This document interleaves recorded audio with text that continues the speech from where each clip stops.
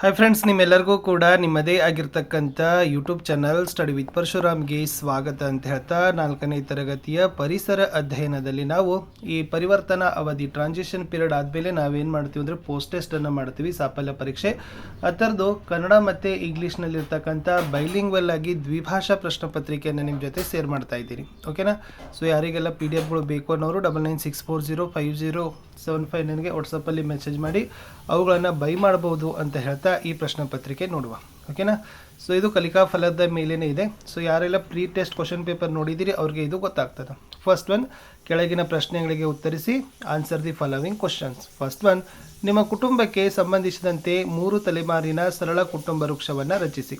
Create a simple 3 generation family tree as it relates to your family ಅಂತ ಇದೆ. So simple ಆಗಿ ಮಗು ಏನು ಮಾಡ್ಬೋದು ಅಂದರೆ father, mother, grandmother, grandfather ಅಂತ ಏನು ಮಾಡ್ತಾನೆ, ಒಂದು ಫ್ಯಾಮಿಲಿ ಟ್ರೀ ಅಂಶ ವೃಕ್ಷವನ್ನು ರಚನೆಯನ್ನು ಮಾಡ್ತಾರೆ. ನೆಕ್ಸ್ಟ್ ಒನ್, ಈ ಕೆಳಗಿನವುಗಳ ಆವಾಸ ಸ್ಥಾನಗಳನ್ನು ಹೆಸರಿಸಿರಿ. Name the habitats of the following. ಆಮೆ, ಟಾರ್ಟೈಸ್, ಕುದುರೆ, ಹಾರ್ಸ್. ಆಮೆದು ಏನಾಗ್ತದೆ, ಜಲ ಮತ್ತು ಭೂ ಆವಾಸ, ಅದನ್ನೇ ಅಕ್ವಾಟಿಕ್ ಆ್ಯಂಡ್ ಟೆರೆಸ್ಟ್ರಿಯಲ್ ಹ್ಯಾಬಿಟೇಟ್ ಅಂತ ಕರಿತೀವಿ. ಕುದುರೆ, ಹಾರ್ಸದ್ದು ಏನಂತ ಕರಿತೀವಿ, ಟೆರಿಸ್ಟ್ರಿಯಲ್ ಹ್ಯಾಬಿಟೇಟ್ ಅಂದರೆ ಭೂ ಆವಾಸ ಅಂತ ಕರಿತೀವಿ. ಪ್ರಶ್ನೆ 3, ಭೂಮಿಯ ಮೇಲಿನ ಅತಿ ದೊಡ್ಡ ಪ್ರಾಣಿ ಯಾವುದು? ಇದೇನಾಗ್ತದಪ್ಪ ಅಂದ್ರೆ what is the largest animal on earth ಅಂತ ಇದೆ. ಸೊ ಉತ್ತರ, ಭೂಮಿಯ ಮೇಲಿನ ಅತಿ ದೊಡ್ಡ ಪ್ರಾಣಿ ನೀಲಿ ತಿಮಿಂಗಲ.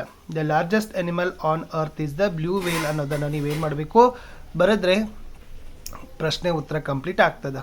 ನೆಕ್ಸ್ಟ್ ಒನ್, ಪಕ್ಕಾ ಮನೆ ಅಂದರೆ ಏನು ಅಂತ ಕೇಳಿದ್ದಾರೆ. ಸೊ ಆಲ್ರೆಡಿ ನಾನು 4th ಕನ್ನಡ ಮತ್ತು English post test question paper ಹಾಕಿದ್ದೀನಿ, ಅದನ್ನು ಕೂಡ ನಿಮಗೆ ಕೊಡ್ತೀನಿ. ವಾಟ್ ಈಸ್ ಪಕ್ಕಾ ಹೌಸ್ ಅಂತ ಕೇಳಿದ್ದಾರೆ. ಇಟ್ಟಿಗೆ, ಕಲ್ಲು, ಸಿಮೆಂಟ್, ಕಾಂಕ್ರೀಟ್ ಮುಂತಾದ ಬಲವಾದ ಮತ್ತು ಶಾಶ್ವತವಾದ ವಸ್ತುಗಳಿಂದ ನಿರ್ಮಿಸಲಾದ ಮನೆ ಪಕ್ಕಾ ಮನೆ. Made of strong and permanent materials like brick, stone, cement, concrete etcetera, the house that was built is a pucca house.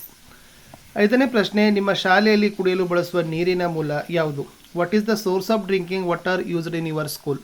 Answer, ಕೊಳವೆ ಬಾವಿ, ಅದನ್ನೇ ಬೋರ್ವೆಲ್ ಅಂತ ಕರಿತೀವಿ. ಪ್ರಶ್ನೆ 6, ಪೂರ್ವದ ವಿರುದ್ಧ ದಿಕ್ಕು ಯಾವುದು? What is the opposite direction of East? So ಸರಿಯಾದ ಉತ್ತರ ಪಶ್ಚಿಮ, ವೆಸ್ಟ್ ಅಂತ ಕರಿತೀವಿ.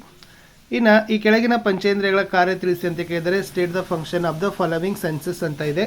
ಸೊ ಮೂಗು ಅಂದರೆ ನೋಸ್ ಇದೆ, ಅದೇನು ಮಾಡ್ತದಪ್ಪ ಅಂದ್ರೆ ವಾಸನೆ ಗ್ರಹಿಸ್ತದ, ಸೆನ್ಸ್ ಆಫ್ ಸ್ಮೆಲ್ ಇದೆ. ನಾಲಿಗೆ, ಟಂಗ್ ಅದ, ಅದು ರುಚಿ ತಿಳಿತದ, ಟೇಸ್ಟ್ ಅನ್ನೋದನ್ನು ನೀವೇನು ಮಾಡಬೇಕಾಗಿತ್ತು, ಬರೆದ್ರೆ ಕಂಪ್ಲೀಟ್ ಆಗ್ತದೆ. 8ನೇ ಪ್ರಶ್ನೆ, ನಮಗೆ ಮುಖ್ಯವಾಗಿ ಆಹಾರ ಎಲ್ಲಿಂದ ದೊರೀತದೆ? Where do we mainly get food from ಅಂತ ಕೇಳಿದ್ದಾರೆ. ಸಸ್ಯ ಮತ್ತು ಪ್ರಾಣಿಗಳಿಂದ. So answer is from plants and animals ಅಂತ ಬರೆದ್ರೆ ಸಾಕು. ಪ್ರಶ್ನೆ 9, ರಸ್ತೆ ಸುರಕ್ಷತೆಯ ಯಾವುದಾದರೂ 2 ನಿಯಮಗಳನ್ನು ತಿಳಿಸಿ ಅಂತ ಕೇಳಿದ್ದಾರೆ. State any 2 rules of the road safety. First one, ರಸ್ತೆ ಸಂಚಾರ ನಿಯಮ ಪಾಲಿಸುವುದು, ಒಬೇಯಿಂಗ್ ರೋಡ್ ಟ್ರಾಫಿಕ್ ರೂಲ್ಸ್ ಇದೆ.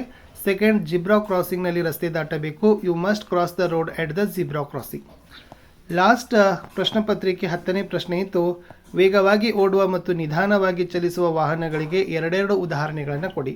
Give 2 examples of fast and slow moving vehicles ಅಂತ ಕೇಳಿದರೆ ವೇಗವಾಗಿ ಓಡುವ ವಾಹನಗಳು ವಿಮಾನ, rail, car, motor bike. So fast moving vehicles aeroplane, train, car and motor bike. ಇನ್ನು ನಿಧಾನವಾಗಿ ಚಲಿಸುವ ವಾಹನಗಳು ಎತ್ತಿನ ಬಂಡಿ, ಸೈಕಲ್, ಕೈಗಾಡಿ, ರಿಕ್ಷಾ. ಸ್ಲೋ ಮೂವಿಂಗ್ ವೆಹಿಕಲ್ಸಲ್ಲಿ bullock cart, bicycle, hand cart ಮತ್ತು ಆಟೋ ರಿಕ್ಷಾ ಅನ್ನೋದನ್ನು ನೀವೇನು ಮಾಡ್ಬೋದು, ಬರಿಬೋದು. ಇಷ್ಟು 4th EVSನಲ್ಲಿ ನಾನು ಏನು ಮಾಡಿದ್ದೀನಿ ಅಂದರೆ ಬೈಲಿಂಗ್ವಲಲ್ಲಿ ಕ್ವಶನ್ ಪೇಪರನ್ನು ಕೊಟ್ಟಿದ್ದೀನಿ. ವಿಡಿಯೋನ ಲೈಕ್, ಶೇರ್ ಮತ್ತು ಸಬ್ಸ್ಕ್ರೈಬ್ ಮಾಡೋದನ್ನು ಮಾತ್ರ ಮರೆಯದಿರಿ.